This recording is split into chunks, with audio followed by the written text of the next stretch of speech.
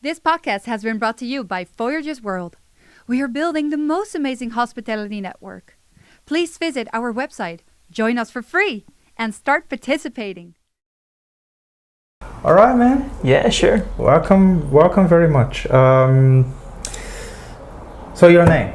Marcos. Yes. My name is Marcos. Marcos Vaz from Brazil, Rio de Janeiro. Yes. Tell us a little bit about you. I know you a little because you were here for a few days, but our public doesn't know you. I say that I'm retired civil engineer. So I used to work as a civil engineer with construction, and then I decided to change to move to another occupation, and now I work as a travel blogger, traveling, creating content, like mostly of travel.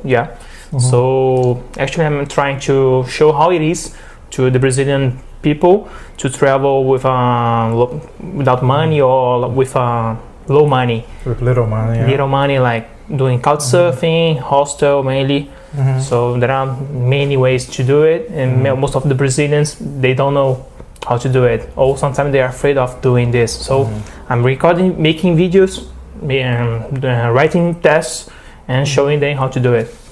I think a lot of people don't even know that it's possible to travel with so little money. It's true. I remember late 80s, there was this book that someone published either in America or in Europe that had a title more or less like how to travel the world for $10 a day or something like that. And it came up as like, wow, this is incredible. How is it possible? Now I think that traveling with $10 a day is normal. It's nothing special. But that's after many years traveling. Now I understand that it's quite possible. But at that time it was revolutionary to me. So I think that a lot of people don't know that it's possible to travel without a lot of money and actually travel better. I even suspect that sometimes when people spend more money, they are just putting more walls between them and the places they want to visit, or they are getting more stuff between them and the people they would like to talk. So money can make it worse as an experience. Yeah, I have a theory that when you have low money and little money, the experience is bigger. So it's like a graph. As much like if you go to if you have a lot of money, you go to a resort in Cancun, like all inclusive. You don't talk with like local people. You just gonna eat and drink. So that's it. You go to the beach, it's alright, and then you go back to your place like a normal weekend. But when you travel without money or low money, you have to talk with a lot of people and do a lot of arrangements to sleep, to eat cheaper, or I don't know. Yeah, that's it. With low money, little money, you have like a big experience to remember for ages or change your mind. You have to solve more problems, and that makes it more interesting. Yeah, but tell me a little more about the travel blogging, because I never did a podcast with a travel blogger. Well, actually I did, but we didn't talk about it. But it was with Mike, and he does travel blogging. But you are the first one that I know that is doing that exclusively. That's the main business for you, right? That's your main activity. So how did you start with that, and how is it working? Yeah, first of all, I had this idea like 6 years ago, but in Australia when I was doing like an English course there, but I didn't have my computer with me, so it was pretty difficult to write without a computer. And I started shooting some videos, but I didn't know how to edit. And now 6 years later, after finishing my graduation, I decided to do it like as a professional. So I start to study how to do it, a lot of YouTube videos, and they teach how to do it. So I don't like writing, so I decide to make videos because for me it's easier to talk in front of the cameras. And that's it. I start studying, and each video I become better. Every video I become better and better and better. It's like forever. So every video you do, you become better. And then I start to do business with my content with Instagram. first of all, I start with Instagram. My Instagram account become bigger, and I start to have a lot of, not companies, but I start to make business with another Instagrammers. So we do a kind of collab. So shout outs. So okay, I know a guy who has similar content as mine, and say, oh, okay, try to. It's a good Instagram profile to follow. Follow him or follow them. Maybe another Instagram profile. So you start to grow your own account. So now I have 36,000 followers, and now I'm making money with public posts. So I sell posts, pictures on my Instagram account, and also I do a lot of call to actions to people subscribe on my YouTube channel. Because my next goal is to have a huge YouTube channel. Because in Brazil, nobody's making videos. Not nobody, but few people are making videos. So I decided to be like make the biggest travel channel in Brazil, because I think this market nowadays is getting bigger, like the digital influencer market, and I want to be one of the first in Brazil. Here in the US, in America, and also Australia, the market is a lot of money. There are a lot of money on it. So like last month, I sell 12 pictures for $250. So like 1 year ago, I didn't have a camera, and now I'm making money with my camera and my photos because I have an audience now. Yes, yeah. Also, I don't know if you had to think about it too much about the language, because it's a big decision. If you are growing your channel in Portuguese, then you're locking yourself in the Brazilian and like Portugal market. Million, yeah. But you are a big fish in a small lake, right? That's it. It's much harder to stand out in English, even though the market is much bigger and the money is bigger. But it's hard to stand out because that is the entire world. Then my strategy is to get bigger, and then I can put some subtitles in English or other language, and maybe making some videos in English. I don't know the future, but my plan is to reach more the English speakers and maybe the Spanish speakers as well. So I find it quite surprising that Brazil is still so isolated, regarding language. Not just Brazilians don't speak English generally, but they don't even study English. That's true. It's like a distant island, in the other edge of the planet. So, it's then becomes peripheric. But when you are talking about marketing strategy, then doing that in Portuguese may be a very good idea, And also, I took a look at your videos, and they have a nice style. Thank you. I think it's very dynamic. It's happy. It's fun, but it is in Portuguese, right? So it's tough for me to share, because most of the people that follow me for one reason or another, because they like the videos or for whatever reason, it's all in maybe that is like 1% of them speak Portuguese. I have another strategy that I'm creating like short videos, 1 minute long, because without speaking Portuguese, just the music and the shots, the landscapes, and to read these people, like teasers, small teaser. Just I'm here, cool. Look my content. Maybe one day when I have, you can follow me in English or whatever you want. When they made that movie City of God, I was thinking that movie would be so much more interesting and more badass if they made the same movie. Imagine this idea. They shoot the movie and then they get the same actors to do the voiceover in English with the same voices, because I don't like translating movies, because you lose a lot of the flavor of it, because you lose the voices. Like in France, nobody knows how some of the American actors sound like. They don't know how Sean Connery sounds like, because they always hear someone else talking, right? But if you get the same actors to then redo the film in English, they could release that in English for the American market and for the international market, and preserve the have the Brazilian version that also has its own flavor and it's important, and release that in Portugal and Brazil and other places that speak Portuguese. I thought, what an opportunity wasted. I even know that a lot of those actors speak English. Yeah, so I know. Yeah, they do speak English. They could totally do it. You know, who cares if there is an accent? You know, people want to understand, and in many countries they are used to the original in English. They're not used to reading subtitles. You know, in US, you put subtitles, Americans can't follow because they're not used to it, right? Most of Northern Europe, they watch the original in English. So subtitles are not that popular.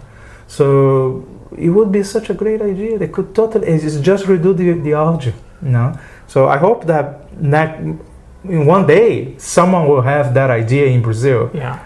You know, and when a movie like Tropa de Elite was released as Elite Squad here with subtitles, I was thinking, wow, this could be one of the most badass action movies ever.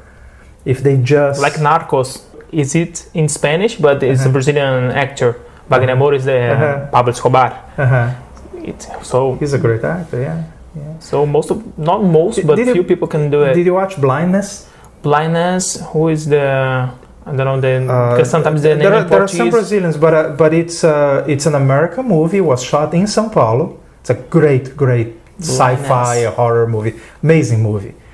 But it was shot in São Paulo with Brazilian and American actors, and it was shot in English.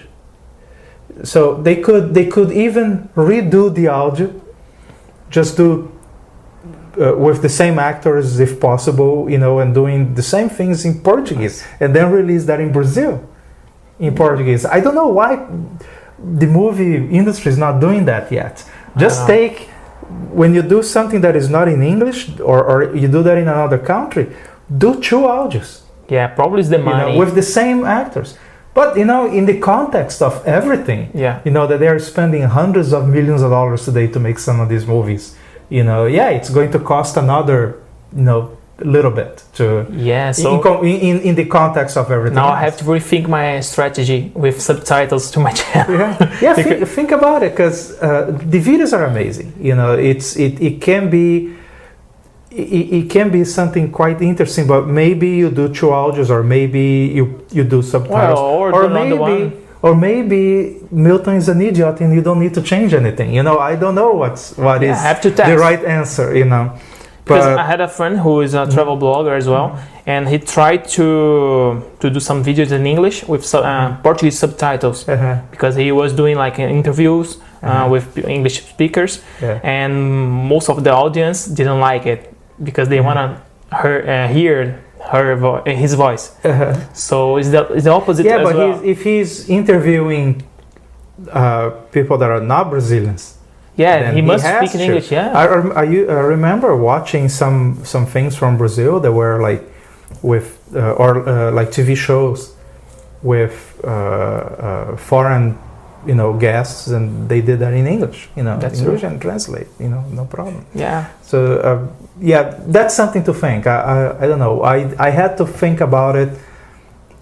But not too much, because when I created my website and the channel and everything else, I knew that the audience was going to be global.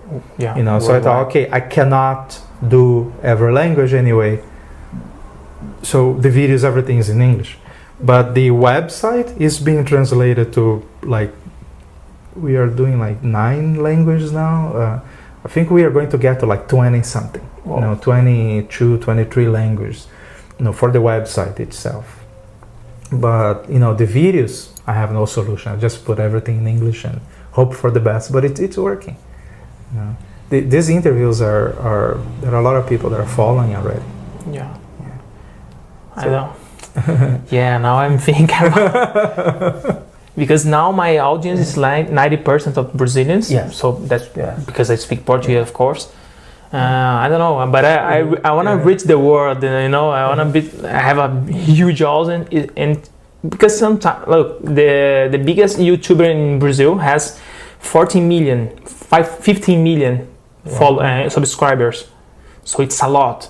Yeah. If you take Casey Neistat, one of the greatest YouTubers here in the US, he from New York, he has 6 million. 6. 6. And the guy from Brazil has 15. 15. So, okay, Brazil is huge, so I can have like 1 million. So it's gonna be great if I have 1 million subscribers. Yeah. Also, Brazil is a country that is very online. Like a lot of people have a very high percentage of the population has access to the internet. And they don't speak English, so they don't absorb the content from outside of Brazil. Exactly. So it's like you have the good point of view and the bad point of view. I don't know. It's good. Yeah, it's good to have you both. live in Rio, right? Yeah, Rio de Janeiro. Yeah. Favorite city in the world. My favorite. It's dangerous, but yeah, I kind of like it. I have been there a bunch of times. I like to visit, but I cannot leave behind the uneasiness of the place being so so violent and so random. Like lottery, I know. It's difficult, but I recommend that people visit, and I even created a little blog entry on my website about tips of what to do, what to eat, and what to drink. Just Brazil. in Rio, you have a lot of. No, for Brazil. So I'm applies to most of the country. So, for instance, I put on the list things that I remember that I think are important in some places, things to do like.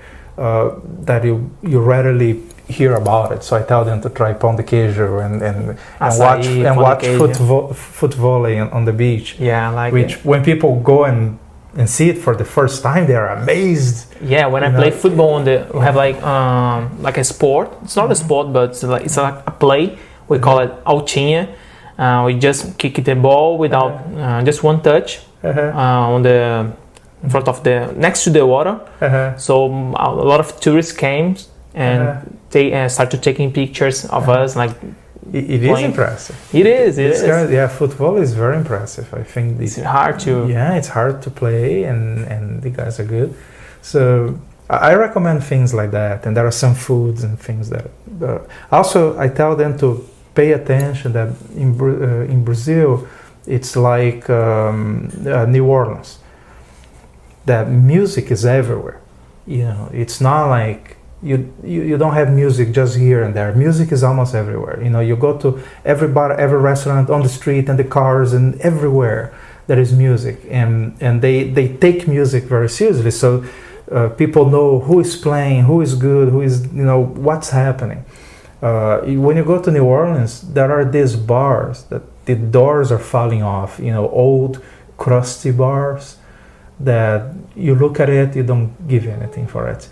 But then you go on a Tuesday evening, not even Saturday, any day, and you go there and there is a great jazz player or blues, someone famous. I remember one day a friend asked me to stay one extra day in New Orleans and to go to this bar. The bar was a piece of shit, okay? It was like horrible in a corner, dirty. The drinks were not great. Nothing was great about that bar. It was a corner bar in a corner of the city.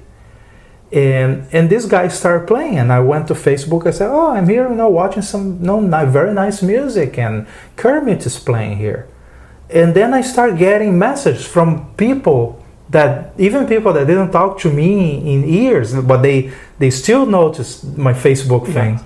And they will go like, "I can't believe you're watching Kermit. He's amazing." And apparently the guy has a huge following all over the world. And I had no idea. I didn't even know him by name. So you're a lucky day. So suddenly it was like I'm watching Armstrong there, or something.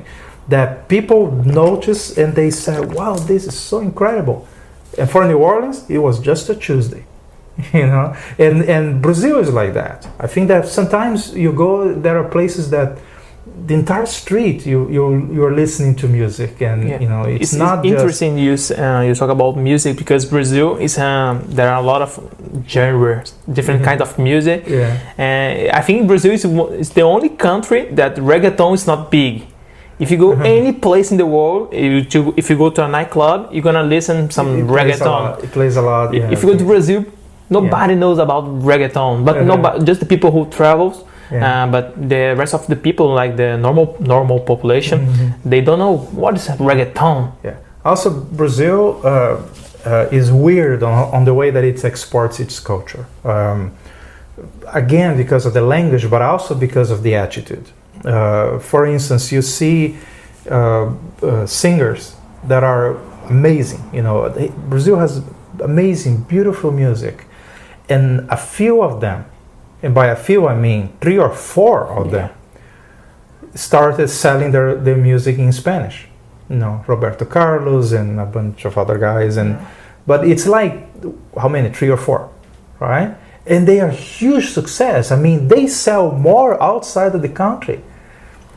And so they saturate that market in Portuguese, and then they discover that the marketing in Spanish is about 15 times bigger than Brazil.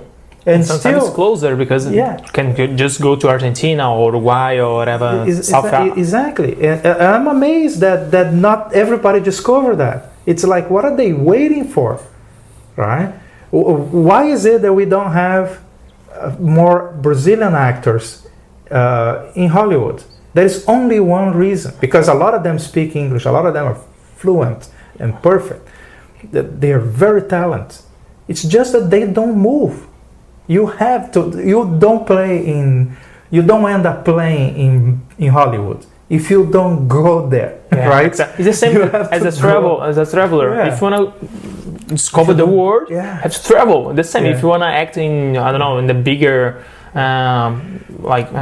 palco. Yeah, the stage, big stage. Big stage, you have to travel. You have to go there. You have to go there and ask for a job, man. I don't know. And on what you were doing, to me, I can totally pick what it is that made it happen to you, and you are building it, and you are having the opportunity now to build. There is only one thing that you did that others didn't, is that you started. That's it. That's all that is. Yeah. You have to start, and then you improve, right? But if you can plan for as long as you want, if you don't get it started, and you guys have a great guy there, Amir Klink. He writes that in every one of his books. It's like he will keep telling until people start listening. You have to get it started, right? It may not be perfect, but you have to start with something just good enough and go for it, right? And here there is an author that I have his book somewhere here, Keith Cunningham, that he said that if something is worth doing, it's worth doing lousy. So go ahead anyway. Doing podcasts is a good example. I learned this from Joe Rogan. He said you have to start with some basic technology. So the video quality is not going to be amazing. The audio will not be perfect, but you have to get it started. And after you do a bunch of episodes, then you buy new cameras. Then you know what you want. You know the style. I did 25 podcasts before I bought the new cameras. And some of my early podcasts, they suck, and people kept complaining, oh man, no, let's do it again because the video quality is not great. I said, you're not understanding. It's more important to go forward than to go perfect. Yeah, there's another. In the beginning, you just have to move forward, and then you learn. Now I know what kind of camera I like. This is just the second podcast with the new equipment. I know I know why I put the audio separate. So I have this little device here. Professional. Yeah, but why separate? Because I know that it will make editing easier later. Or why not in my computer? And I bought a great computer for this. It's because the computer sometimes I don't know, other things are happening in the computer and the video lags a little bit. So it's just easier to get 2 GoPros, put them on something on the table, and it works. There is a quote that say, if you don't feel embarrassed of your first video or first podcast, you wait so long. Yeah.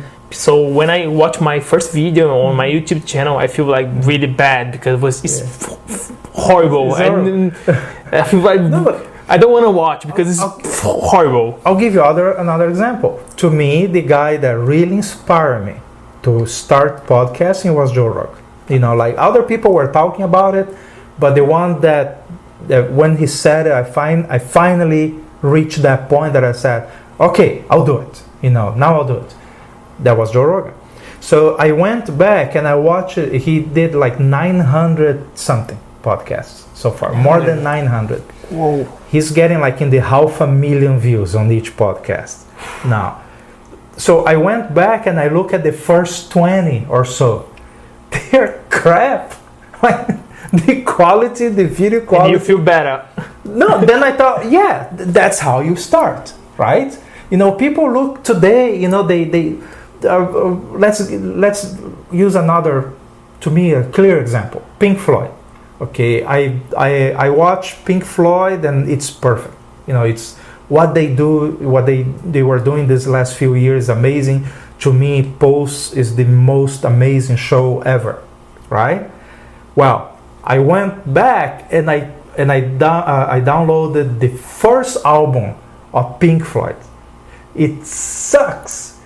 It's to me it's unlistenable. Like I cannot listen to that. It's crap, right? Go back to the first Rolling Stones, to the first Nirvana. They sucked. They used to suck. But they did it. But they kept doing it. You know, so you have to get it started, and then you keep improving. You know, and then improve as fast as you can. But if you don't get it started, it never happens. You know? So true.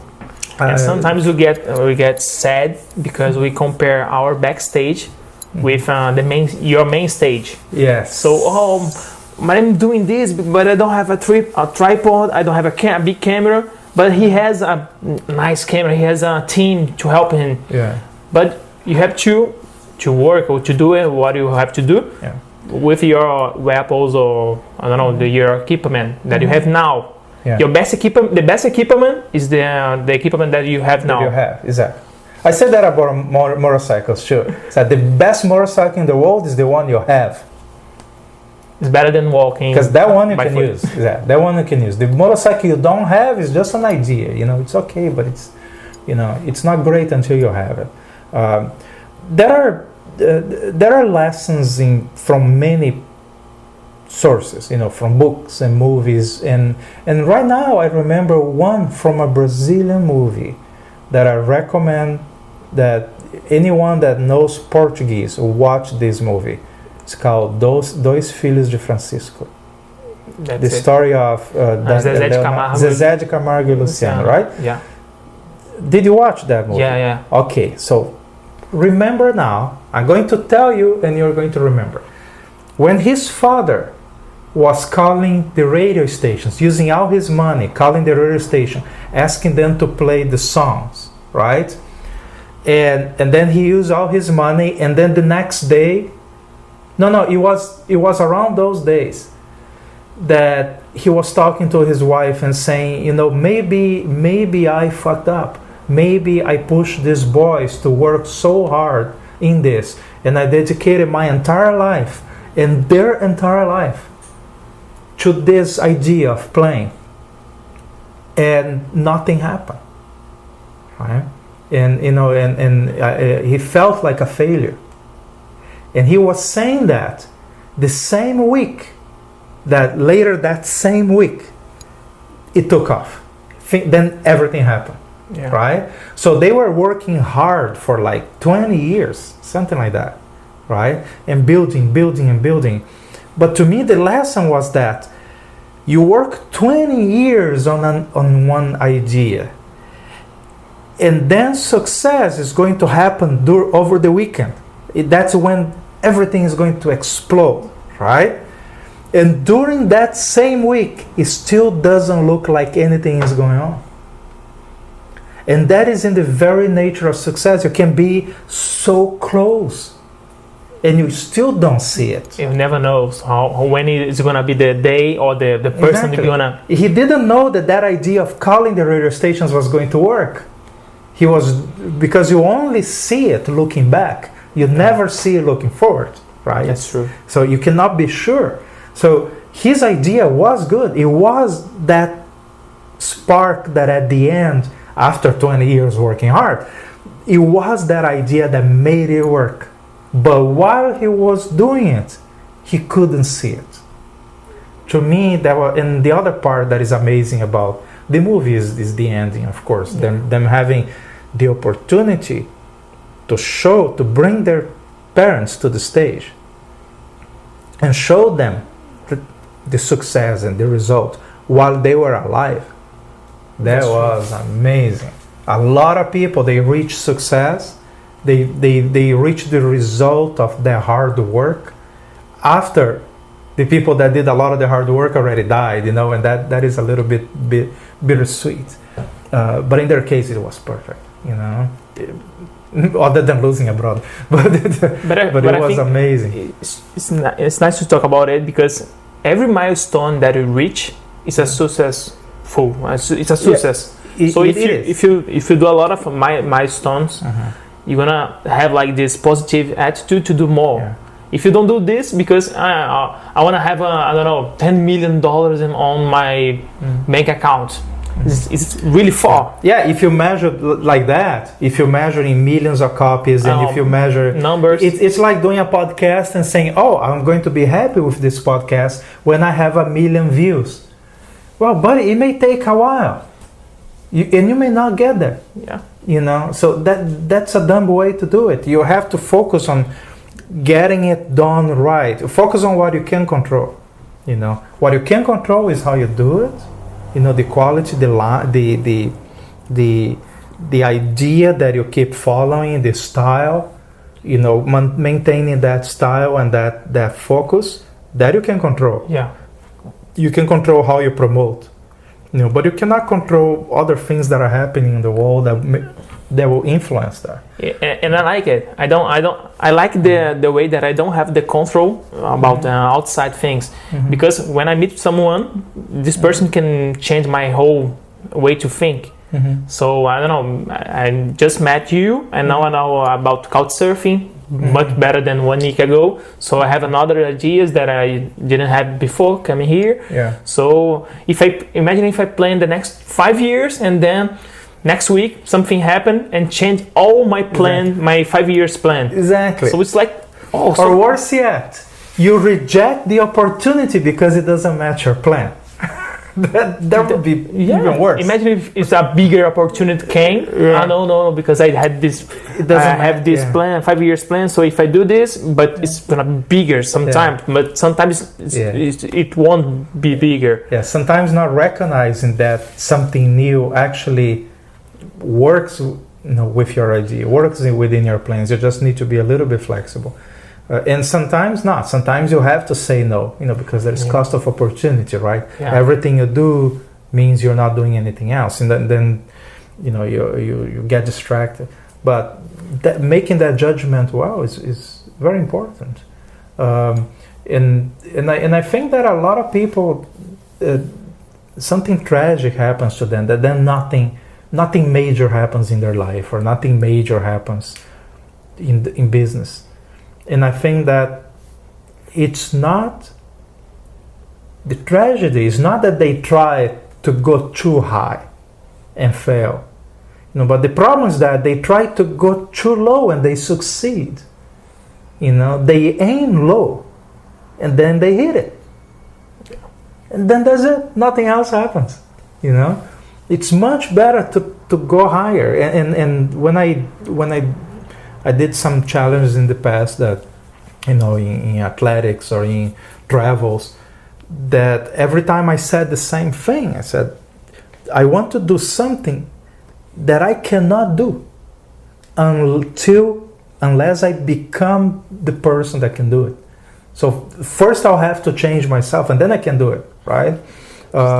Like running and traveling or sometimes I decide to do stuff that people look at it and they think I may be kind of crazy, and maybe they are right, because I'm choosing things that I cannot do. Because but I have a plan on how to become the person that can do. It's because we forget how was to be a child. Everything's new, everything's complicated, but we face it. So it's the same. I don't know, run 50 kilometers is impossible for you now. No, why? Have to question it about it. Why? Yeah. If I want, I will do it. No, it is impossible. But then you have to change yourself, you know. So and to me that's the beauty of this kind of challenges. You know, it's because you will have to transform yourself first, you know. And the most interesting is that even if you don't reach that point, let's say you decide that you want to run an ultra marathon 135 miles long, okay, and you practice for 2 years and you go there and you still don't finish it, right? So you fail to finish it, but you are going to gain so much by preparing, and you are going to change so much. That's true. That you are getting a lot of benefits along the way anyway, right? Yeah, it's the journey. Yeah, and also I like to say that now the finishing last is no. Sometimes people say, "Oh yeah, but I ran, but I didn't win it." Well, but finishing or if I ran and I finished last. Well, finishing last is still better than not finishing. And not finishing is still better than not starting. That's Right. That's it. So it's still, you have to put things in perspective. You know, if you start any marathon that you start, that is a victory there already. For sure. Right. Just because you prepared and and you went throughout the effort to preparing, the moment you cross the starting line, celebrate. And right? action and now makes more action. And now see if you can finish, right? So now go for it. Right? Go for real. And make sure that you give it all. And then you know how to not do it. The next time you're gonna you also know what what went wrong. Yeah. Okay. All right. You know why I do this, right? Yeah. I do. I clap. Sometimes I do like this. I clap twice because. Yeah. You see the spike on the screen. You synchronize the video. This tip is the best. Yeah. It has a way to do that automatically. Actually, if you correct the time precisely on the cameras and on the audio, the editing program will synchronize them for you. It will find everything. Sometimes I do like this. I don't know in English. How do you say this? Snap your fingers. Snap your fingers. Yeah. Because I just have one hand. Because the other hand I using the gimbal, so I have to do like this. I saw you doing this when you were doing your videos. I thought, okay, he's marking the video. When I do cheers. Cheers. Oh. Cheers.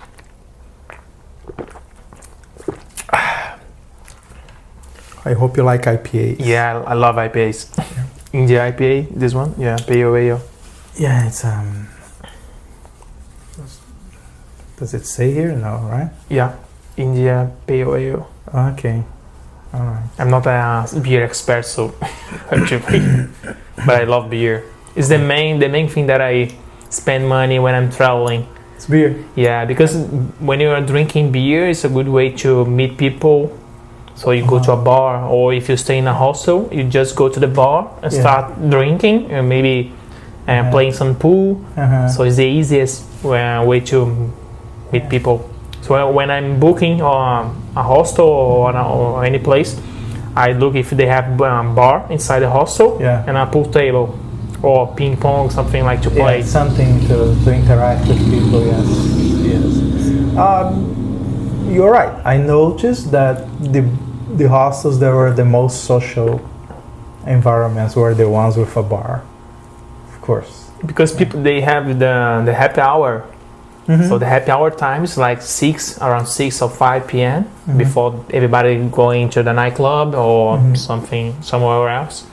So it's a good way. Oh, let's go together. If you're traveling alone, mostly I'm traveling alone. So I just go to the bar, start drinking. Oh, where are you from? All right. Do you backpack most of the time, or sometimes you go by car? Or? No, most of the time backpack without cars. I don't remember the last time that I not booked, but I have a car with me. Just when I was traveling with my friends, so I had more people to share the car. But when I'm traveling just me or maybe with another person, it's expensive to have because the security stuff and the insurance is expensive. Yeah. So, and I hate driving.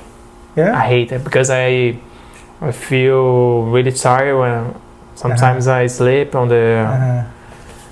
Yeah, you better not drive then. Yeah. I hit my car once in Brazil when I was going back home, and I fell asleep. And so I prefer going on a bus, maybe I don't know, on a cab, even on a tuk-tuk. I can sleep. Yeah, I'm a good sleeper. I can sleep if it has a concert right here. I can sleep. It's not a problem. It's a good ability if you're a traveler. Yeah, I don't have trouble sleeping in airplanes or trains. But if I need to drive, I also don't have a problem staying awake and paying attention to it. And recently, I would say the last 4 years, 3-4 years, since I spent a little bit of time without driving in 2011 when I did, I spent 4 months running, and then I went to Europe, and then I was riding a motorcycle. So I didn't drive a car for about 8-9 months without driving a car at all.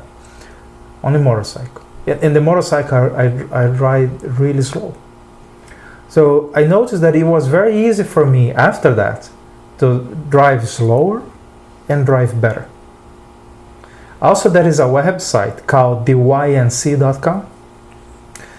It's one of those websites that shows like car crashes and accidents. It's one of the most gruesome, tasteless websites ever. You know, it's not the stuff that you see on YouTube. It's when there is an explosion and there are videos of the pieces of people are everywhere. Yeah. That's the kind of video they post, right? It's like deep and web. There is a lot. Yeah, it's horrible. And there are a lot of videos of people getting run over, people getting hit by cars, motorcycle crashes. It's a horror show, and it's all real videos. So I would say that I went to the NYC.com. I went to their website and I watched a bunch of videos around that time too, when I was back to America and then I was going to get a car again, and out of morbid curiosity, right? But I'll tell you, it didn't make me a much better driver, but it made me a much better pedestrian. I am so much more careful. I look both ways. Even if the street is one way, I look both ways. Like I'm much more aware of my surroundings. I'm much more when I'm driving and there is a car driving or riding a motorcycle and there is a car coming in an intersection, for instance, I make eye contact with the driver now. I'm much more. I'm a safer driver, definitely, because I saw those videos, and I am a much more careful pedestrian.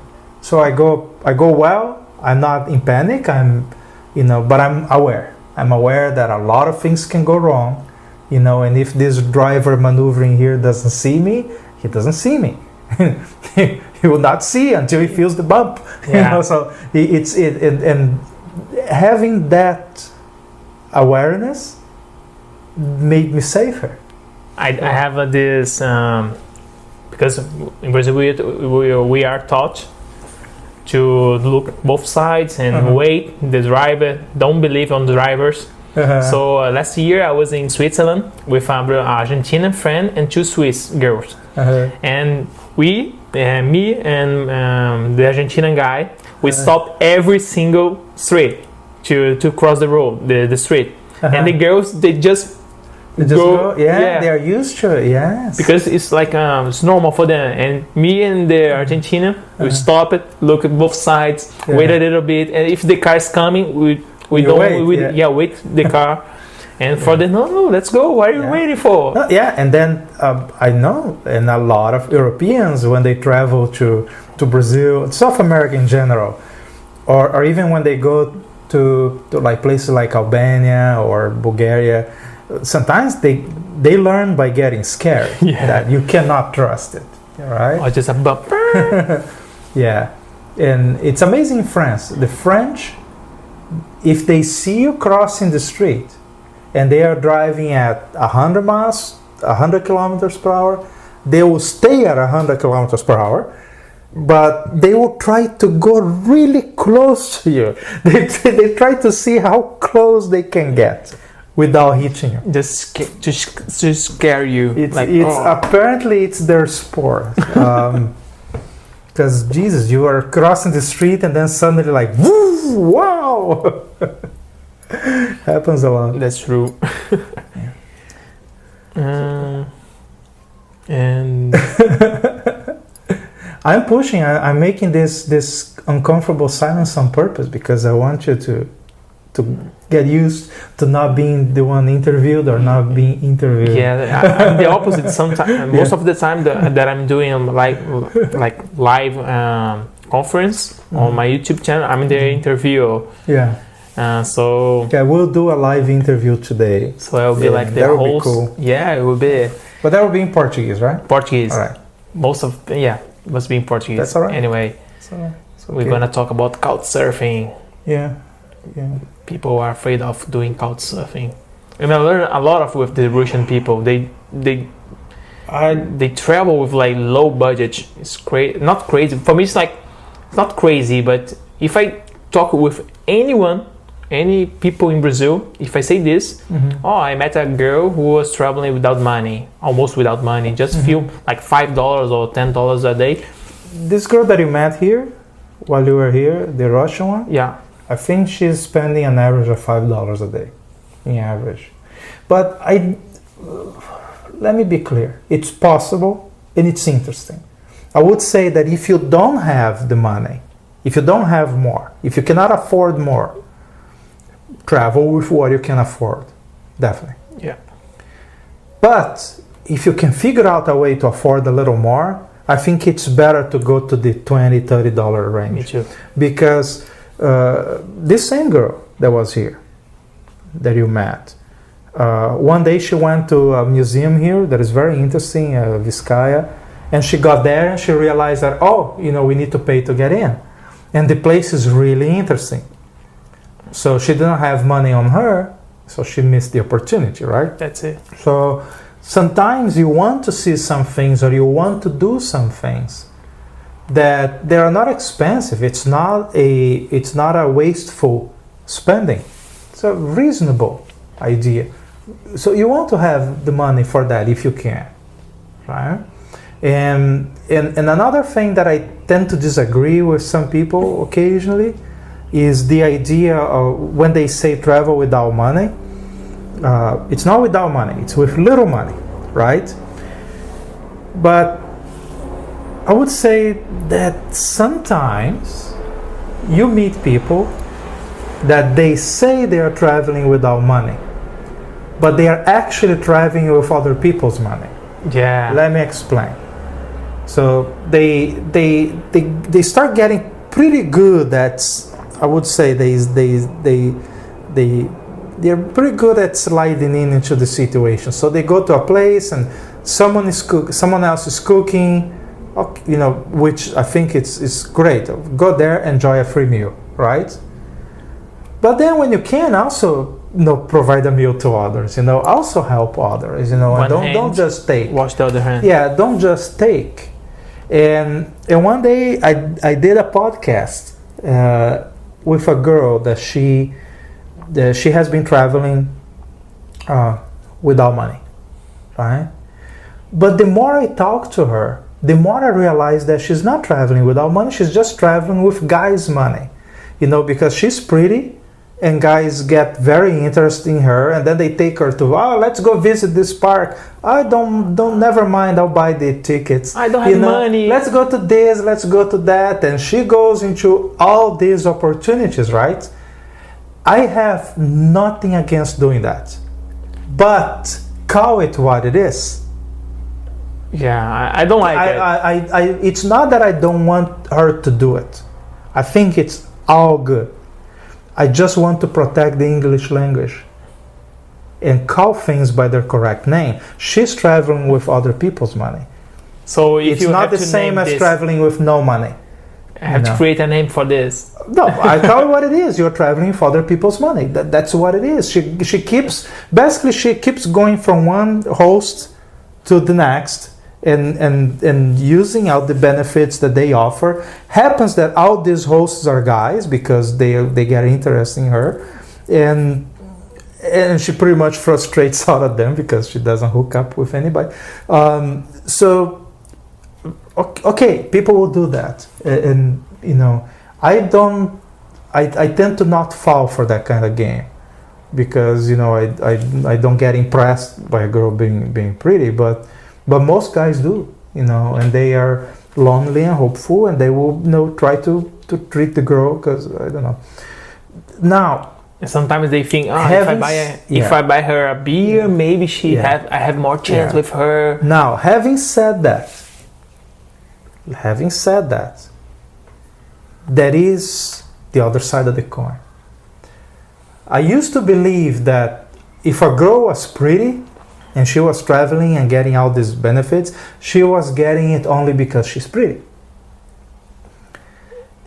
Until I start traveling myself, and I did one long trip also without money, myself. And a lot of people helping me. And I don't know if you have noticed, I'm not a pretty girl. Alright? So then I know that there is a certain segment of people that will help because she's a pretty girl. But there is another segment of people that help because they are generous. Yeah. Right? Looking from a distance, you don't know which one is which. Right? But when you go yourself and you travel and you're vulnerable and you don't have a lot and you're depending a little bit on the generosity and the flexibility of other people, you will know that even if you're a guy, or even if it's evident that you are not a person that is in the interest of your possible hosts, people will help you.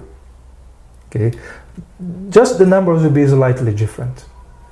And also, I traveled for several weeks in Europe with a girl that she's very beautiful, and she used to travel also on low budget before.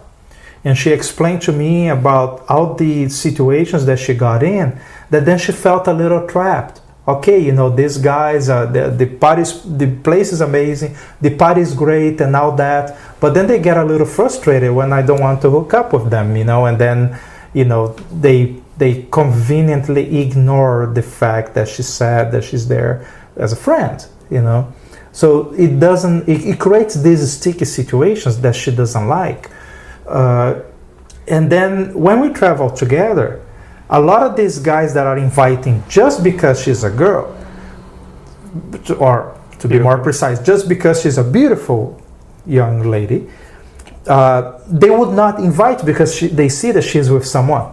Right? So it eliminates some of that problem. So sometimes I tell girls, travel with a guy that either you guys have no sexual tension between you, or you have all sexual tension between you, not.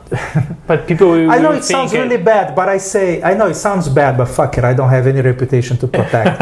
I say, fuck the guy or don't fuck the guy, but decide soon.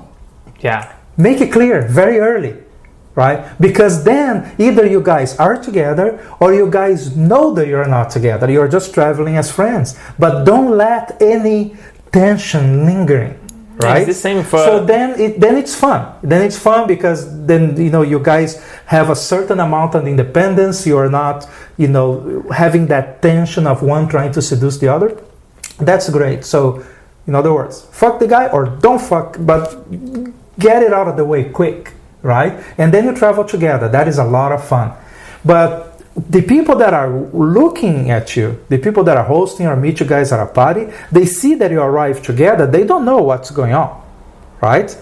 So if that changes the dynamics of what kind of events they are going to invite you guys. So yes, she's going to lose some invitations to some things. She will not get invited to so many parties. She will not get invited to so many funny things to do.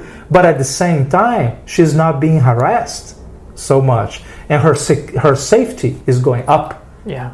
Because now she's with a guy, and also, and this is very counterintuitive, his safety is better because he's with a girl. Let me explain. Bullies, and aggressive guys, they tend to pick on guys that are alone more than guys that are there with a girl. And that's for two reasons. One is because they tend to focus on guys that are alone, not guys that are in any kind of group, even with just one more person. But also, when a guy arrives with a girl, now we're talking like social dynamics here, in bars. When a guy sees you alone, he doesn't respect you as much. Unconscious, this is subconscious. He doesn't respect you as much than he does if you come in with a pretty girl. You come in with a pretty girl, he respects you a little more. Yeah. And the other thing is that if there is a little bit of tension or a little bit of bad vibe between this group and you or something, and you are not noticing it, maybe she will notice it and she will pull you out of the situation too. So actually the safety gets better for both. The guy is less likely to be in trouble, to get in trouble, and she is definitely less likely to be in a tough situation. True. So traveling, a guy and a girl is a great combination. It's, I think, the best combination. But like I said, I have to be how I'm single, so when I go to a club or go to even a hostel, one of the first questions that I do is is your boyfriend or where you and your boyfriend come from? Yeah, just to make you just say, oh, where is your boyfriend from? And then she'll correct, oh, he's not, he's just my friend. Boom, now you know, right? Yeah, exactly. But also when you are traveling with someone, you're traveling with a girl, you notice that everything will change. And also, guys don't get invited to things nearly as much. But now there will be a lot of, you are going to get invited because she got invited to some events. That is a higher quality in the connections that you make if you travel as a couple, even if you're not a couple, right? Travel with your sister, who cares? Nobody knows, right?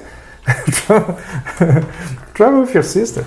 Or even when I traveled with my ex-wife once, okay? It was freaking funny.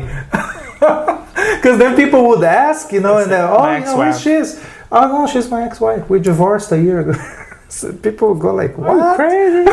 What? It's funny because when some people, anyone can invite a girl and she can say, can I invite my friend? I'm with a friend. Or she can say, can my boyfriend come with me? Yeah. So it's the invitation you can... Yeah, she can tune the situation by choosing the way she talks. So if she feels that she's being invited because there is unwanted sexual tension, she can say, can I bring my boyfriend?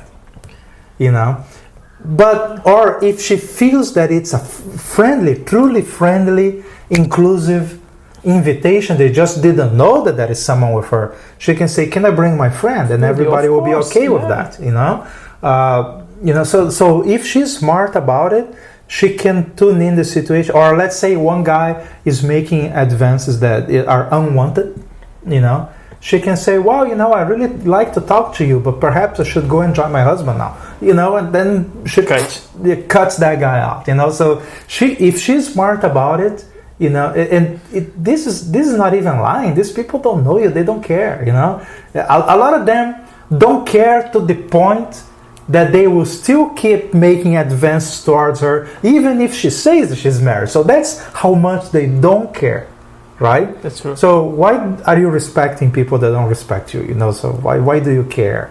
Right? So just say whatever. And about before, you're saying about generosity. If I go to a place like an amazing place, and a guy who's traveling with me, or a person that I just met, I don't have money, and maybe the person will never come back to this place. Probably, if I have money, if I can afford this, I will pay for him. Like, man, you cannot lose it. I will pay for you, because exactly this happens. But in my mind, things became a lot clearer when I start thinking like this. This person that, let's say I want to go to a bar and this person cannot afford it.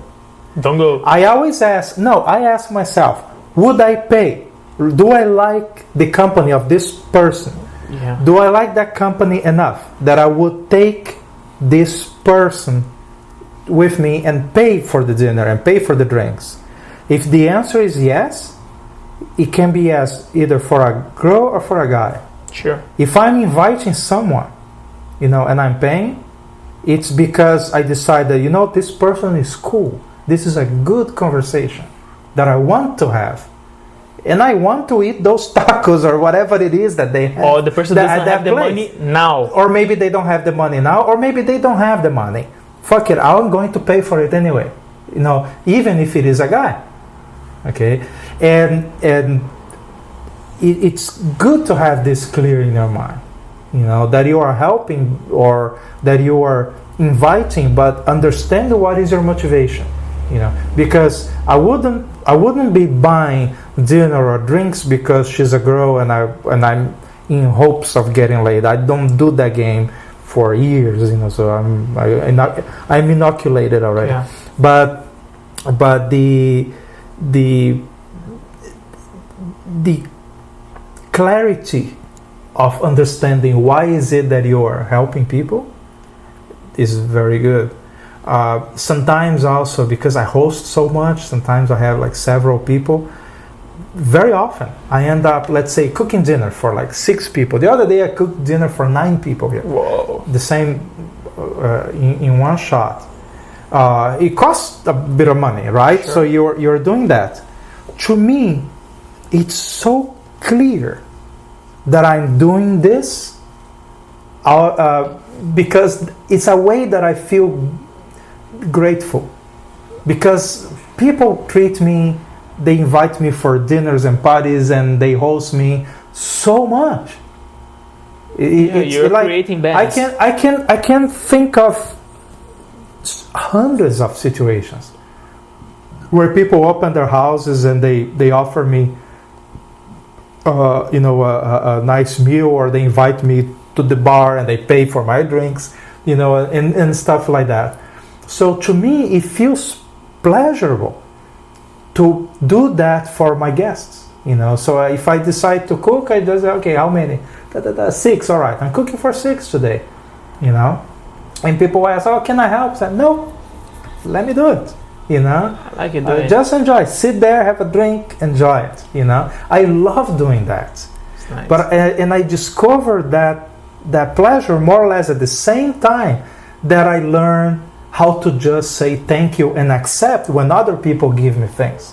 When other people invite me, oh, stop here, stay for free. They give me, whatever it is, the hospitality that they are offering. I learned to accept that. A few days ago, there was a couple Don't here. feel sorry about, no, I don't need to do it. I'm not shy at all. A few days ago, there was a couple here from Spain. And they wanted to go... Oh, yes, I remember. They wanted to go to the Everglades. And they were asking me how they can go and how they can, because they didn't have a car. And not a lot of money. So they had some budget, but they couldn't afford anything much too complicated. And then another guest, he said, wow, I was planning to go to the Everglades in 3 days. Instead, I'll go tomorrow, so I take you guys. Perfect. I'll drive you. And we go to see the Everglades together, and they were a little bit shy, and they start saying, the usual, oh no, you don't need to change your plans and all that, and I interrupt them. I said, no. He just offered you something in a generous way. The correct answer is, thank you, and take it. And then remember this. In another day, in another situation, you are going to have an opportunity to help someone else. It's like an honor debt. Yeah, we call it pay forward, right? Right. So one day you have an opportunity to help someone else other way. And then you do, right? And that's how it works, And then they felt that, okay then. Perfect. Right? And they just said thank you, and next day they were going to the I Everglades. like this generosity, like about between travelers, because I have a lot of situations that I lost my wallet, so I lost all my credit cards, and I didn't have money, and it was a short-term travel, and I say, how can I do now? And I told about my story about in the hostel, and some people gave me money. People just met on the hostel. Exactly. It's crazy. I say no. People will just give you stuff, and then I think that the best way is remember that. Yeah, it's and like one day you are going to see someone else in difficulty, and you go and you help them. It's and like and that's going to feel so good. It feels so amazing, when you do that. And you catch them by surprise. They are not even expecting it, right? Because they are there focused on their trouble, that they need to solve in that moment. And then you go and you solve the problem for them. And that feels so good. And they're gonna tell this story to all people, and they say, "Oh, really? It's gonna be like a beautiful example." Yeah. And beautiful examples move the world, so it's good to have these action situations that you believe on society. You start to really, she just met me and she's giving me like $300 or $200 without asking any proof of like oh no, give me I don't know, because that is true pleasure in helping, in trusting people. That it's hard to explain until you do, until you accept the possibility that you are being taken advantage of. Accept that is a possibility and go with it anyway. Go with it. You know that is that chance, but you know that probably it is an honest situation, an honest request. Yeah, they are not asking and go anything. Knowing it. It's like, no, I had, sometimes I carry, like small money, like a 20 or something like that. I have always been thinking, if one way someone tries to rob me, I want to have like, sometimes when I go to places that are very like dicey, like Rio, right? I carry cigarettes. I don't smoke. I buy cigarettes and I put a 20 or the equivalent of $20 in the plastic between the cigarettes and the plastic, and I put it on my front pocket. If someone, I'm waiting for that to happen. One day someone will say, "Hey, man, give me money." I'll say, "Here you go," and I'll show you this cigarette box, and there is money in it. I'll say, "Go for it, man. Take it." First of all, because giving some money and cigarettes is much cheaper than reacting to and the possibility of the possible cost of reacting to something is much higher than $20 plus cigarettes. But also because I think that would be such an elegant resolution to that. If the guy takes it and walks away, I think it would be so pretty. When I think that when you got robbed or stolen, it's like a donation. Yeah, because the guy, the like person was needing this. I'm paying $20 to save myself from the possibility of having to spend 1,000 in the hospital, right? Or having to do something and hurt the motherfucker, and then you have to explain that to a cop or something, like it's even worse. So $20 is a low cost to get rid of some annoying guy on the street that is probably high on something. I don't know, who knows? Yeah. Or maybe he just lost his money and he needs something and he doesn't know how to ask. I don't know, right? But I don't want to know. I just want to get out of that situation in an elegant way. And to me, the cigarettes and money thing is such a pretty way to do it. It's a good tip. I carry a cigarette now with if I go to a place that I know that I need to go there and I know it's kind of dicey, I buy cigarettes. I put money in them and carry it right here. Or sometimes the guy just tests you like, oh, can you give him a cigarette? Yeah. If you don't have a cigarette, they say, oh, okay, give him money. Yeah. If you give him like a cigarette, okay, not a cigarette, okay, take the whole deck. Yeah. Box. I have a book here, this bookshelf, called Safe in the City, where he gives tips like that on how to deal with preventing all kinds of problems. I really don't like martial arts schools. I think that the entire idea is pathetic, that they advertise that as self-defense. It's the most stupid way of thinking of self-defense. You are trying to learn how to win a fight that you did nothing to avoid. To me, that's the stupidest thing. So first you learn to avoid the confrontation, right? That means you learn to choose what neighborhood to go to, you learn to choose what time, how to get out of the situation, when to walk, when to get a car, when to use Uber, when to use a taxi, right? You have to learn those things first, right? Because that is basic. But then sometimes you need to go to a city where you have no way to avoid the city, right? So I stayed, the first time that I went to Rio, I stayed in Santa Teresa, right? On the way up to the hill, to the Corcovado, the Cristo. Yeah. More or less on the way up. And people told me, that neighborhood's not too bad, but it's also not too good, so, be careful. And I knew that I would have to get out of the hostel and walk like 500 meters to where the trolley, you could take the trolley to go down to Lapa. And I thought, okay, I cannot avoid that part. I'm not going to stay in the hotel every day, right? Yeah. In the hostel. I will go out, and that was the trip that I did with my ex-wife.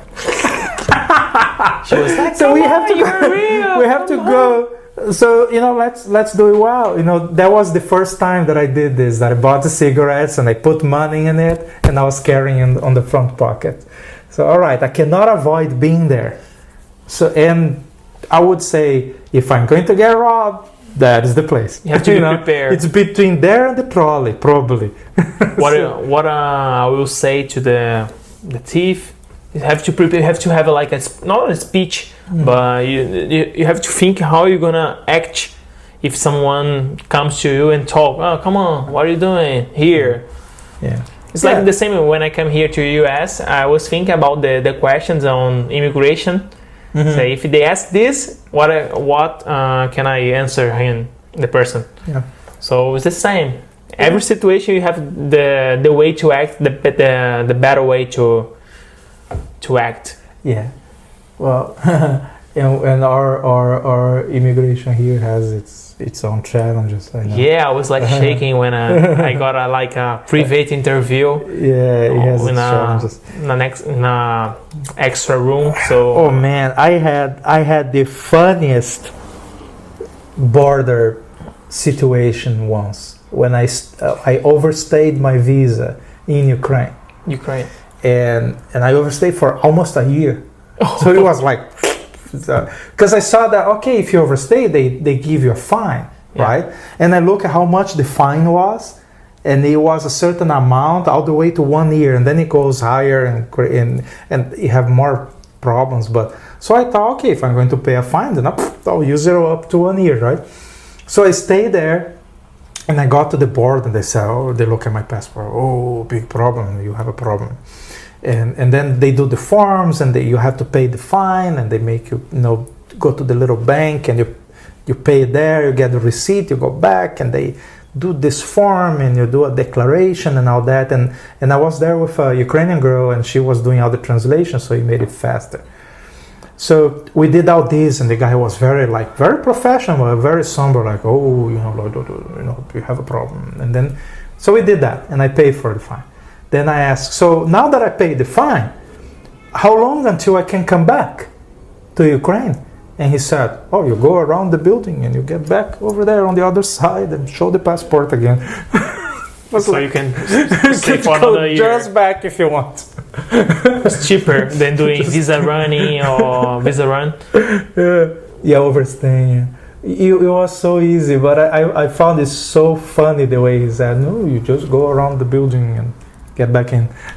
Yeah, because maybe for them it's like breaking the law or something. I have to pay a fine. No, it is breaking the regulation, but they also have another regulation that says if you pay this fine, you're clear. Right, yeah. So it is part of the regulation too. So I like have to play the game. You know how to play the game of rules. That was very funny. But back to safety. Yes, it is safer for couples. It's definitely safer for the girls. I will not say that the girls are safer in the sense of violence, because people tend to think about that. What are the risks that you're going to, you couch surf? Oh my God, what if the guy is a serial killer? They tend to think about this most extreme case. Guess what? So you know how many serial killers kill couch surfers so far? Apparently zero. All right? Yeah, I never heard about but it. there were a few bad cases. There are people that got killed. There were people that got raped. There are a lot of rape happens sometimes. So because it's so difficult to prevent, and so difficult to prevent that in a personal basis as well, if the girl doesn't know what she's doing. But between that extreme and here, there is a lot in between.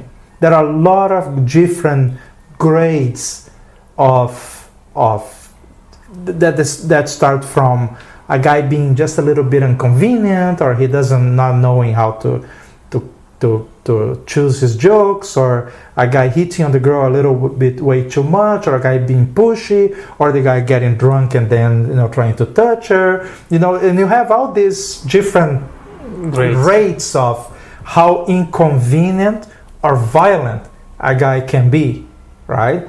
And a lot of the stuff that happens here. Happens here in the beginning of the range, right? Yeah.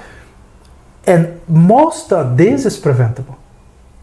So I would say that couch surfing or any other hospitality exchange website or network, those problems tend to be preventable. One is if that website has a reference system, read the fucking references. If there isn't any reference, then he's a stranger. He's a stranger just as much as the guy on the bar that you never met. He's a stranger, right? So I had girls tell me in events. I remember going to this party here in Miami, and the girl said, I would never host a stranger. That's kind of crazy. A guy that came from a website, he's a total stranger. And she was criticizing that, and she was criticizing that a little bit too much. Yeah. But she has that night she got drunk at the bar, and she took home a complete stranger, right? That's true. And they probably had sex too drunk, and who knows if any one of those two drunks, her and him, remember to wear protection. There are a lot of potential problems in that encounter that she had. Right? The day after. Who knows? So I was thinking, that's fucking stupid. You're criticizing something that you don't know, and you do something just as bad that you know. Right? That you know how to do. You know how to do a lousy date. All right. So first of all, is read the references, you know, and I end up hosting a lot of first timers. Yeah, I was one of. Oh yeah, you're a first time too, right? Yeah, but you're not first time traveling. I'm pretty confident that you can hold your ground, you know, if you need to. But there are a lot of girls that come here, and you know they are younger, and it's their first couchsurfing experience, and they choose to come here because I have a lot of references. Yeah, I was more confident when I saw and your then profile. they trust. Okay, this is it, and they read the references that other girls wrote. And they think, okay, here's the place to start, right? So that's a trust that I don't take lightly, right? And you can have a few references and be a creep, but you cannot have 300 references and still be an asshole. It's impossible. Someone is going to rat you out, you know. So you cannot fake, you know, like 50 references or more. You can't fake it. And it has to be true. I don't know, but maybe it's forever. Can I delete my profile? No. And do another one without reference? As far as I know, there is no website that will allow you to do it. When we were designing Voyager's World, I also made it because sometimes that you way. match with your profile, Facebook profile, and so it's gonna be. You can, if you really want to do it, you can do another email, you do another. You mean create a new profile? Like if you get a bad reference. Yeah. Oh yeah, but we have a strategy against that. because just imagine if you have like the first one is like really bad reference, and so you never get another couchsurfing experience because of this reference. Yeah, but I understand that a bad reference has three possibilities. One possibility is that you deserve it, you know. The other possibility is that the other person is a liar. And the third possibility is that we cannot determine which one it is, right?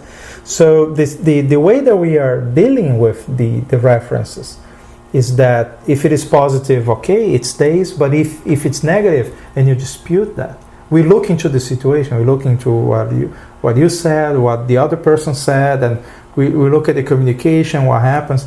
And if it is easy to determine which one is the situation, then we do determine and go there, okay, no, this is not a negative, this is actually Can nothing. You complain with the website about the reference? Voyagers you can. Because it's true, because exactly. It's a but problem. So you can revert, but there are situations in which we can't. So it's he said, she said, right? So the reference stays in the database. It's not public yet. And then we wait until the next reference comes in, So if you got a negative, okay, but then it's positive, all right, then you only get those positive. But if you get a negative, and we mark that as unverifiable, right? But then another one similar comes in, now we don't need too much verification. Amazon. Yeah, we don't need a lot of verification. Someone said that you got drunk and tried to touch her. Another girl says you got drunk and tried to touch her. That's it, brother. You're out. All right. So it's not, but the only problem that no website has a solution for is that there is really, truly no way to look at how it's going to be your behavior in the future. Yeah. There is no true way. You can say a lot of bullshit about it, but there is no true way to tell it. But you can tell how was your behavior in the past. And that helps. It helps a lot. And if you expose that information in a responsible way, and you do that with good criteria, it protects you as the host and protects the guest. Definitely. But still, even with all this, I still say to any guest or also to any host, I say, if you are not quite sure about the situation, about how you can hold your ground and how you can deal with any situation that comes up, wait until you get a request or you get a communication from someone that has a lot of references. Because they cannot just wait. You don't have an obligation to host anybody. You don't have an obligation to stay with anybody, right? That's the beauty of it. That's the beauty of the entire hospitality exchange. it's voluntary, Yeah. right? So you don't need to stay with someone that doesn't have references. So just don't. Yeah, make your statements like, I just host people who has, I don't know, this kind of. I host a lot of people without references myself, but I know that a lot of them are beginners that they are looking for a host that has good references, so that will help them out. Second, I organize my entire environment for that, to accommodate that situation. So my valuables are locked in, everything that I have in the common area of the house, if someone takes it, I don't care that much. I'm not going to, if someone takes one, every other week, one of these books disappears. Apparently. Okay. Look at how much I'm worrying about it. Not at all, right? Like a gift. Yeah, it's like, okay, someone needs to read it, I guess. But I prepared the entire environment for that, And third, I can hold my ground. If someone, becomes obnoxious or abusive or, is disrespectful to another guest or something, I know how to deal with that. And I have plenty of experience doing that. So I don't feel insecure about dealing with a stranger. But that's me. Yeah. That's me. And I had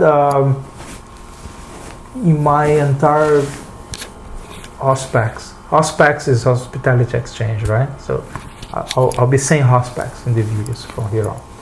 So in my entire experience in Hospaks, I think I had like 5 or 6 people that I had to deal with, either because they were intolerable hosts, so I had to leave early, or because they were guests that I had to either kick them out or tell them to leave or make them leave. Like maybe 5-6 people in like 700. Less than 1%. Yeah. No, and I host and I deal with a lot of people that don't have references. So I base my judgment on other things, like I look at other profiles. I'm more tolerant to to those possibilities, and I keep an eye on what's going on in the house. So I would say that the typical experience for someone that is only hosting people with good references, the percentage would be even better than mine. Even better. I stay with hosts that other people would not take a chance, because they would be afraid of it. I'll give an example. I stayed once with a host that he put on the profile very clearly. He said it was him and his girlfriend and another friend living in this house that they were squatting on. And they, until a month before that, they were living on the streets. They were homeless.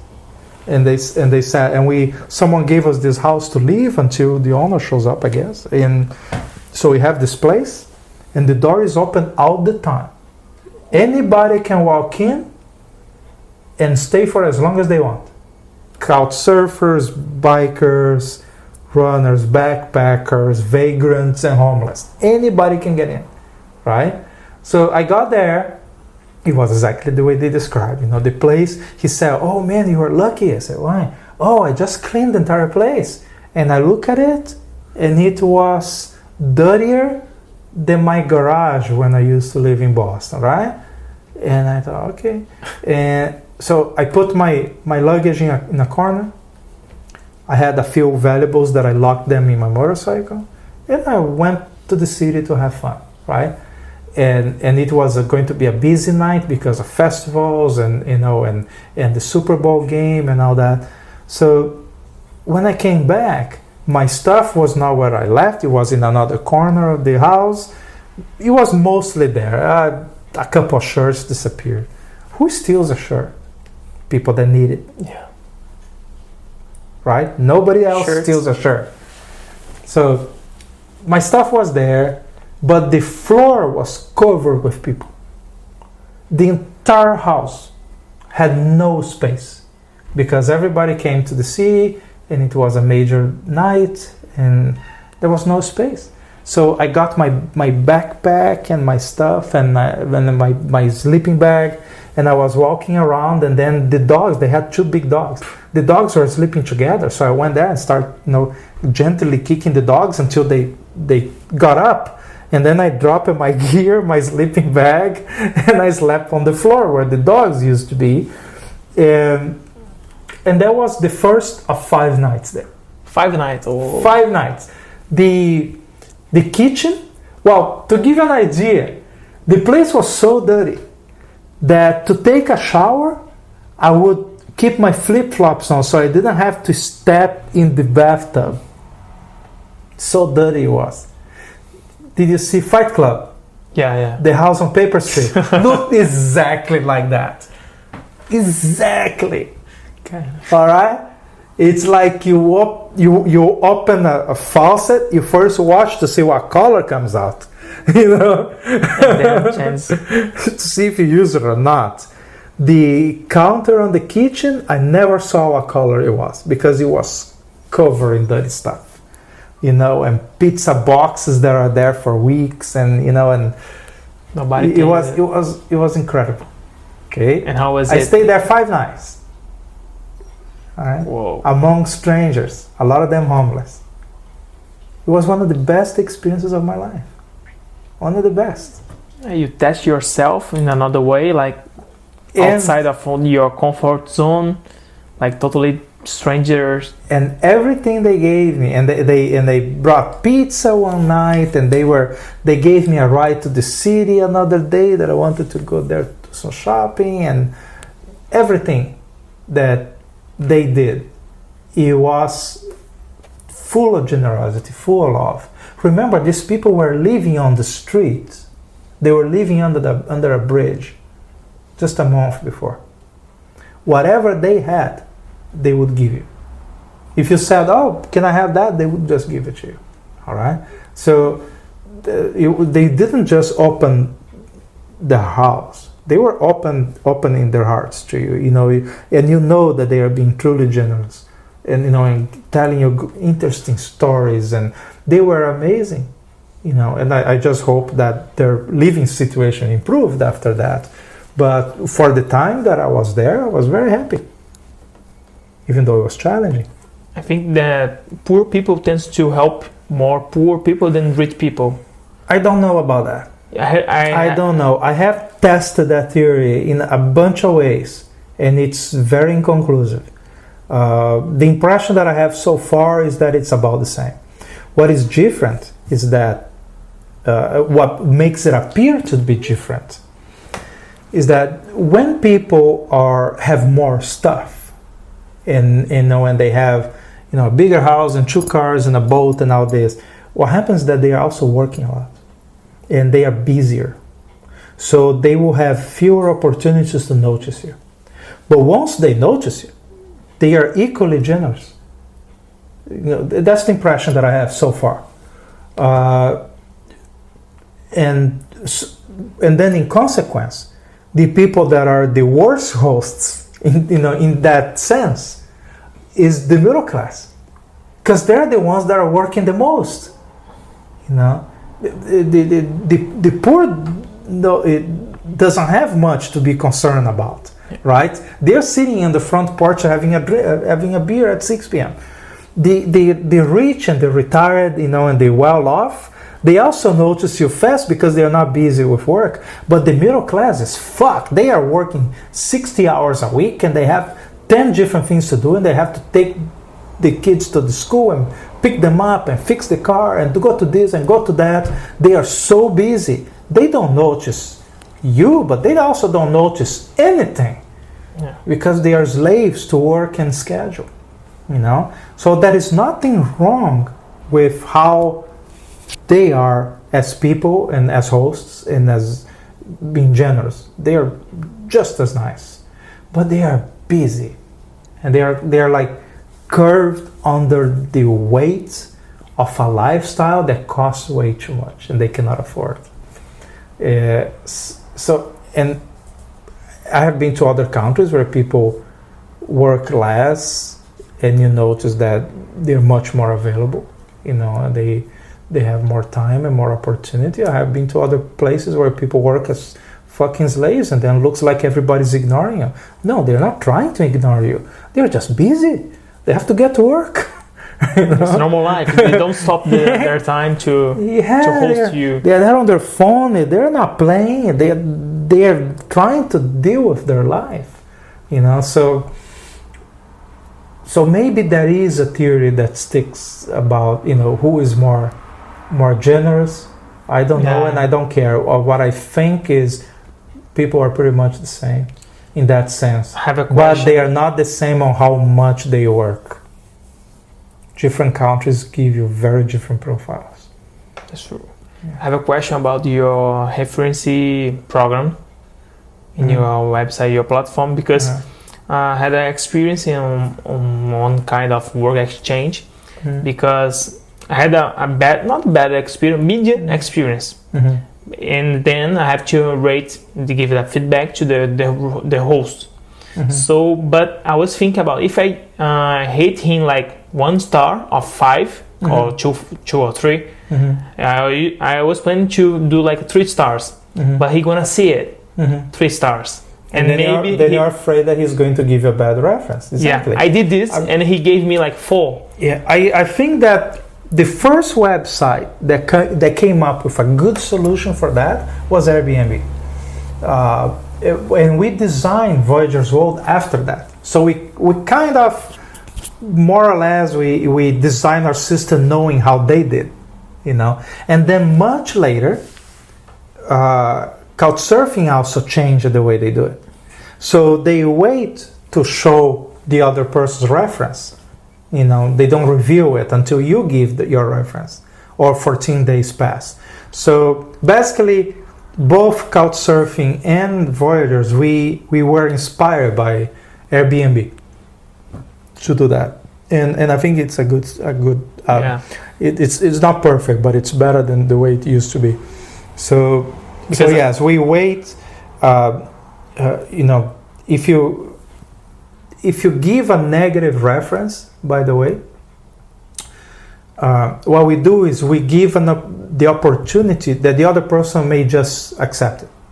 Let's say, because we don't do stars, we do like it's either positive, neutral, or negative, right? If someone gives you a negative, you can just say, well, yeah, fuck it, I deserve it. Click it, then you accept that. Or if you wait for too long, I think I put like 2 weeks period, then automatically you just accepted that reference. But if you say that, no, I didn't deserve it, then it starts that dispute process that I described earlier. But if there is a dispute, what happens is that if I give you a reference and you dispute it, now the system stops all the communication between us. So we cannot be arguing anymore. And it stops you from giving me a reference until we make a resolution. So let's say that we decide that that you say no, the other guy deserves the negative reference. Then we'll look into it, and then if it is clear, it's the way we fix it. It's Mercado Livre is a kind of eBay in Brazil or South America. When you're selling something and something happened or the product was broken, and you start to resolve to solve the problem, and then a person, the system stops. Okay, what's happened? Let's see the facts, and then try to make a solution between you two. Yeah, but when you do a system like this, like the Airbnb system is quite free from having to. Basically, Airbnb doesn't need to do much. The system is kind of automatic. I like that, but I think that their system works better for Airbnb. I still wanted to have the negative, neutral, positive. I think that giving a neutral reference is important, because sometimes you can't give a negative. The person didn't deserve it, but you're still not very happy, But so there fault. has to be something in the middle. I believe that, but even though our system requires some participation from the management, I think it's all right. It's better as long as we understand that there are some situations in which we cannot reach a conclusion. So the reference has to stay there, waiting for in the future. Maybe we can bring a resolution to that if we see that there is a pattern. But if that pattern doesn't happen, maybe it was a fluke. Maybe you were having a bad day and that bad day didn't happen again. And sometimes the expectations also is a problem, because sometimes you are expecting something else, like more. Yeah. And or like I came here, it was incredible. Like the house is pretty good. You are a good host. And then I go to another one, but I have your reference. Like I have like the standard you now. Have that standard in mind, yeah. So it's Milton's house. So I go another one, humble house. I don't know, maybe a guy who's not as organized, working all day. And Milton was like 5 stars, but it was positive. And then the guy was okay. I don't like the star thing, because how do you tell the difference between a 4-star and a 3-star? In the first equation, because you don't have another. Then it's all subjective. The star thing is too complicated. Yeah, I hate it. Like Amazon uses 5 stars, 4 stars.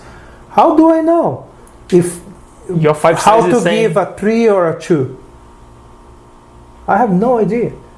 So to me, either it's a 5-star. If I'm happy, it's 5. If I'm not happy, I'm not giving a reference at all, because I don't know how to use the other 4. Yeah. So when it's 4, I'm going to deal 5. with the seller, because 4 is also good. It's like 8 if you turn 0 to 10. I do that on Uber. Yeah. If it is great, I give 5. If it's not great, I give 4. So when do I give 3? I never.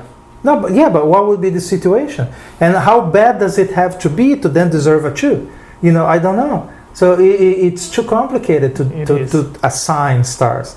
But assign happy, not happy, and neutral is easy. It's easy to think yes about or no, it. and maybe it's like this. And in the case of like when I host, to me also became a little more clear on how I deal with my guests, especially on how I give them references, since I understood that the purpose of the guest is not to entertain me. I'm here to serve them. The moment that I decide to host someone, to me it's clear that I'm the one serving. So they don't owe me anything. So for instance, yesterday there was this girl that was here until yesterday, and I was thinking, wow, she didn't talk to anybody. She arrived late. She basically used my place as a free host, right? Which I don't like. I put on my profile that I don't like this kind of thing. So I thought, okay, what kind of reference I'm going to give her? And then I was remembering, but when she sent me the culture request, she told me that she was going to be working, that she was going to be busy, and it was clear on her request that she wouldn't have opportunity to be socializing with the other guests much, or even socializing with me at all.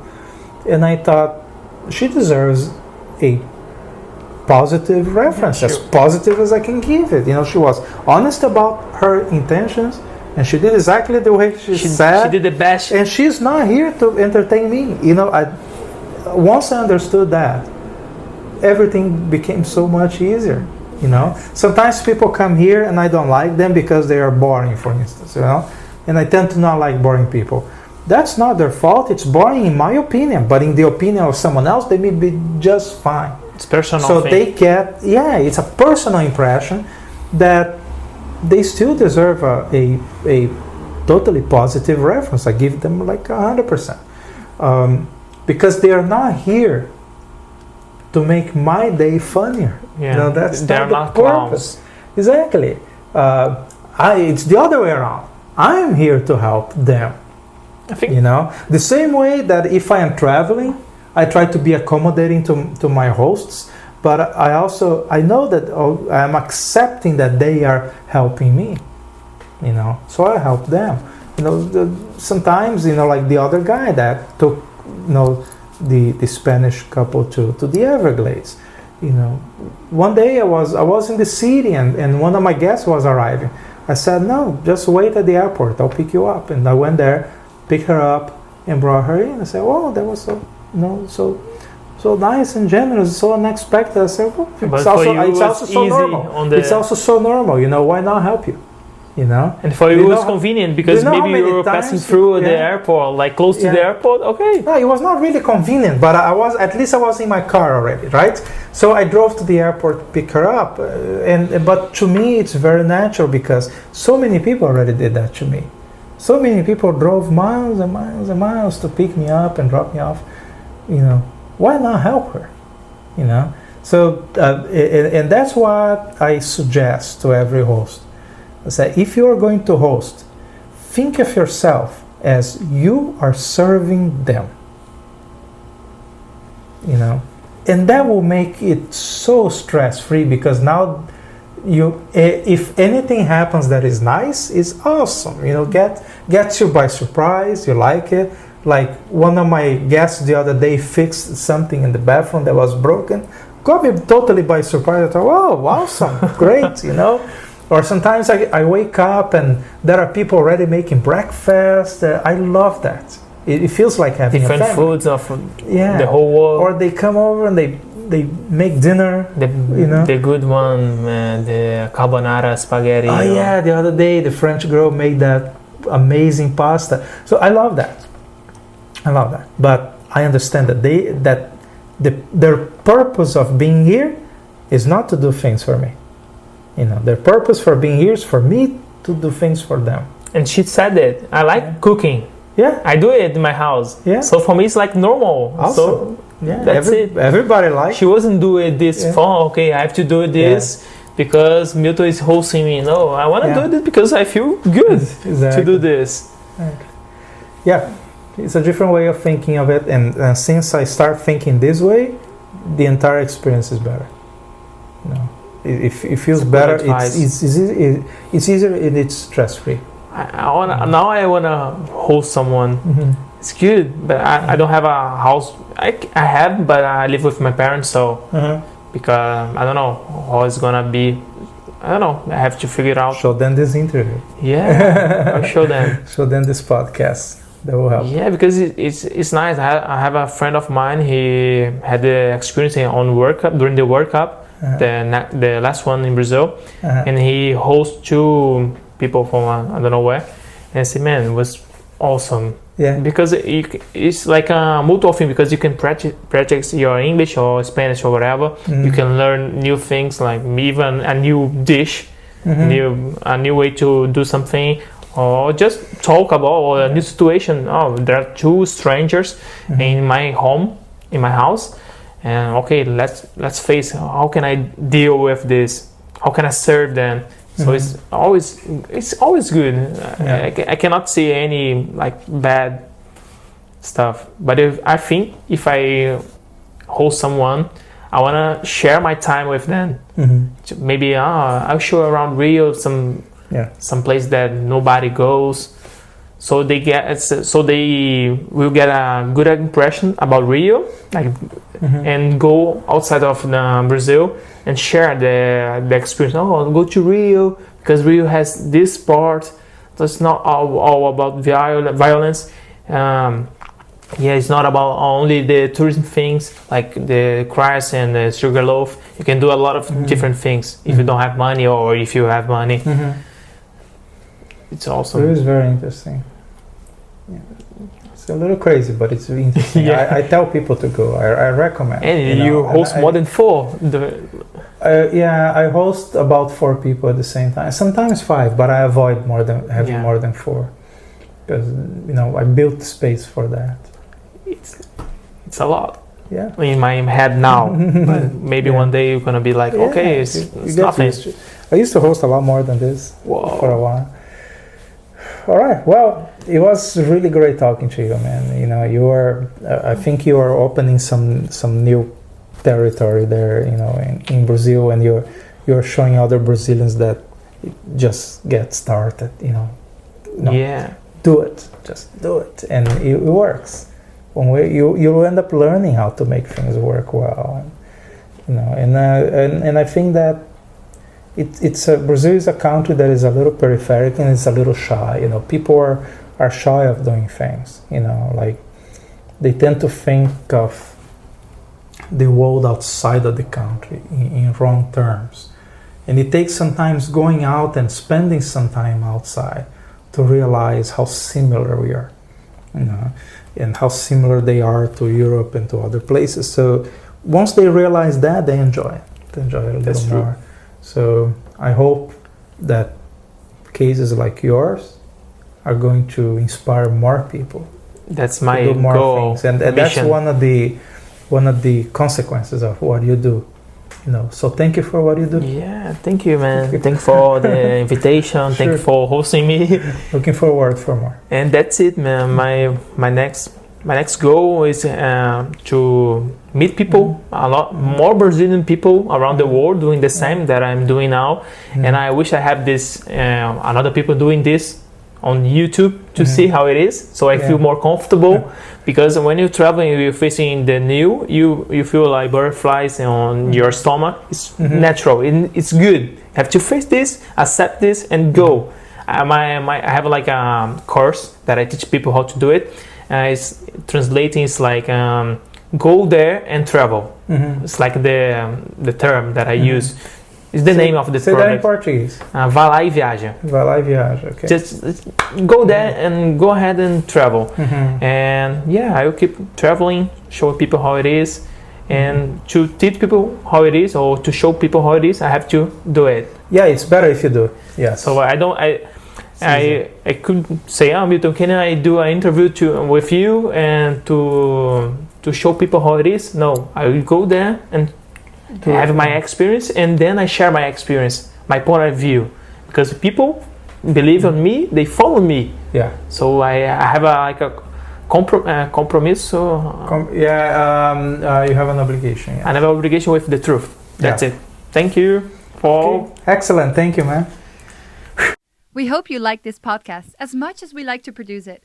This has been made possible by the efforts of dozens of volunteers, supporters, partners, and visionaries that are helping us build Voyagers World.